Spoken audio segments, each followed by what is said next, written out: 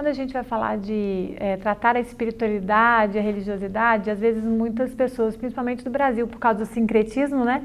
Às vezes interpretam a espiritualidade como se fosse espírito, e não é nada disso. Na verdade, o nosso intuito é estudar o quanto a religião, a espiritualidade, a religiosidade impacta tanto positivamente quanto negativamente a vida das pessoas. Então não está ligado a nenhuma religião específica, mas simplesmente essa sensação e essa ideia de que eu estou aqui por algum motivo, a transcendência, e aí cada um, meu Deus, né, como fala, eu acredito nisso, o outro não, mas isso é realmente algo particular, pessoal.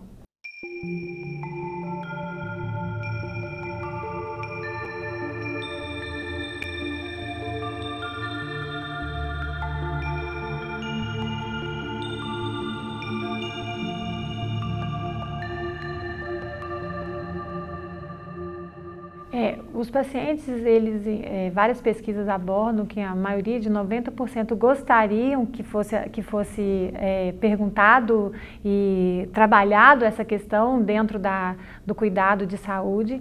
Os médicos gostariam de fazer também, mas só 6% o fazem. Isso acontece muito por quê? Porque essa discrepância é tão grande, porque há pouco treinamento. Então, né, como assim, é preferível não colocar a mão numa coisa que eu não sei mexer, então é melhor deixar quieto.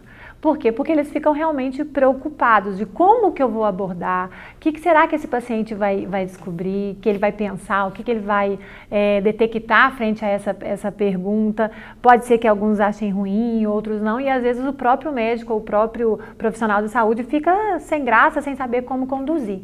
Então, por isso que o nosso treinamento e o objetivo de que a gente consiga treinar esses profissionais da área da saúde a conseguir fazer essa abordagem para ajudar a fomentar e melhorar a saúde do paciente é o nosso objetivo.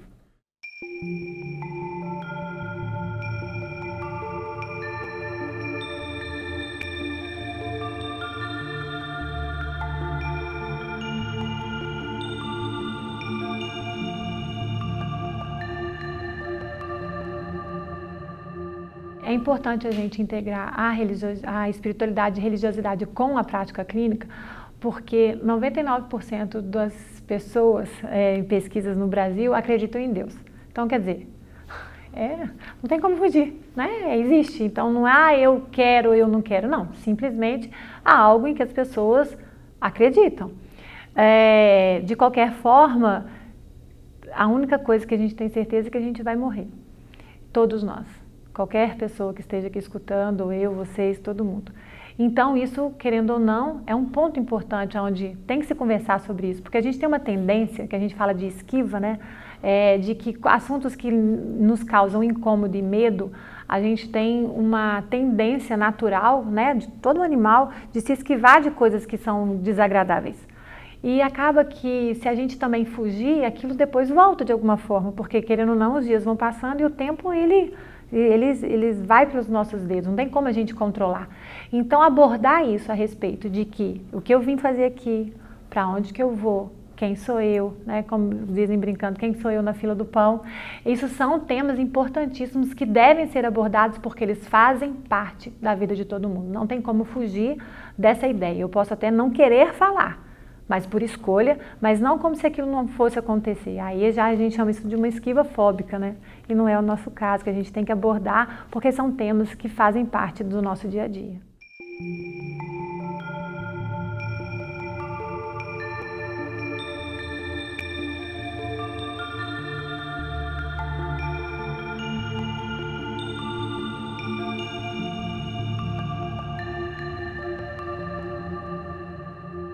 A espiritualidade ajuda no corpo dos pacientes em vários sentidos. Existem algumas formas de enfrentamento, né? Todo mundo pode. Quando uma criança está com medo de noite, o que ela faz? Ela levanta ou ela chora e pede ajuda dos pais, né? Então, não tem nada melhor para enfrentar o medo do que alguém para ajudar. Você está com medo de alguma coisa, às vezes alguém só dá a mão para você e fala assim, eu estou aqui, estou contigo. E aí enfrentar esse medo fica mais fácil. Então, as pessoas que têm fé, que realmente acreditam no Deus, numa espiritualidade ou algo que as protegem, a gente chama isso de coping religioso positivo, é que eu estou aqui, eu faço a minha parte e Deus está me amparando, de alguma forma. Ele pode não resolver o meu problema, às vezes aquela coisa ruim que eu pedi tanto para acontecer, aconteceu. ou a perda, ou a morte, ou alguma coisa que eu não queria, aconteceu. Mas aí eu peço para Deus, que a gente chama de uma espiritualidade madura. Eu peço para Deus, ok, isso não aconteceu, mas então me dê forças para eu poder suportar isso que aconteceu comigo. Então isso a gente chama de maturidade espiritual. Porque existe também aquelas pessoas que ficam revoltadas que Deus não fez o que eu quis, mas eu orei tanto, eu quis tanto, né? E nem tudo que a gente quer a gente consegue.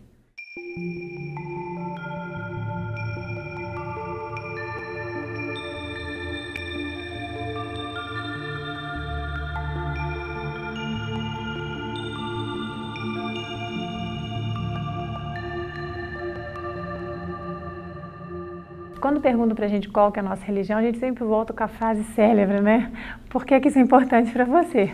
Às vezes acontece do paciente perguntar, porque se for uma religião que é muito discrepante da dele, pode ser que o próprio paciente tenha dificuldade de acreditar que a gente está dando valor. Então a gente sempre volta para o paciente perguntando realmente por que você acha importante saber a minha religião? Ah, porque se você for da religião tal, eu não quero atendimento com você de jeito nenhum. Então, a gente pode... Mas eles fazem isso, por exemplo, quando vem mãe falar, taraná de filha, pergunta, você tem filhos? Do tipo assim, se você não tiver filhos, você não vai saber me ajudar. Ou então, você é casada? Então, sempre acontece essas perguntas. E a gente consegue trabalhar. Então, isso é porque o próprio paciente está com dúvida. Mas se você passa uma firmeza para ele, uma credibilidade, e olha nos olhos dele dizendo assim, eu estou aqui para te ajudar, independentemente da minha religião, ele vai confiar sendo você qual religião for. E se quiser responder, não vejo problema.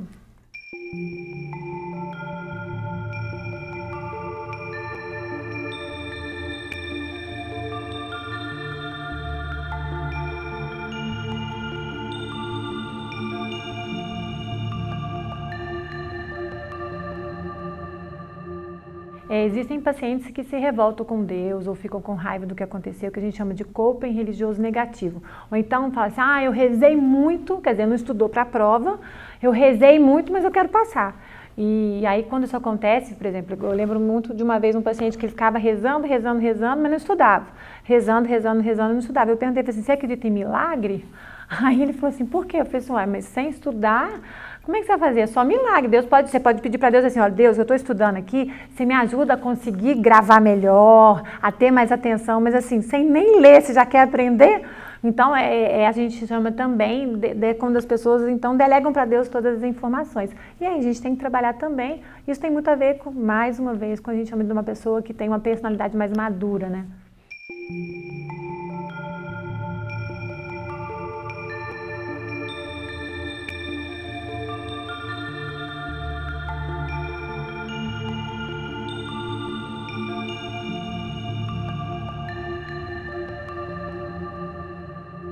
Eu tenho visto esse interesse da religiosidade e espiritualidade na prática clínica aumentar bastante. Fico muito feliz nesses longos anos aí, que a gente já tem 18 anos que eu entrei no NUPES e aí fui fazer meu doutorado e continuo aqui como pesquisadora e divulgadora. Eu percebo isso assim aumentando muito e eu fico muito satisfeita. Mas isso só pode acontecer, e para todo mundo que tem a ideia de trabalhar com isso, é que tem que ter muita seriedade. As pessoas têm que confiar demais em você. Então, tudo que você tem que falar, você tem que estudar muito, você tem que saber mais do que seria o normal, porque para que as pessoas possam olhar para você e ter, realmente isso que ela está falando tem algum sentido, porque senão as pessoas misturam isso com religião minha própria, como, eu quero divulgar porque isso é importante para mim, que acabou, não. Há um viés, né? Geralmente as pessoas que percebem isso, elas às vezes são mais espiritualizadas, pode ser. Mas o que a gente tenta mostrar é que qualquer pessoa, independente da sua religião ou da sua espiritualidade, pode utilizar os recursos terapêuticos e psicoterapêuticos para ajudar a melhora do seu paciente, que é o objetivo de todo profissional da área de saúde.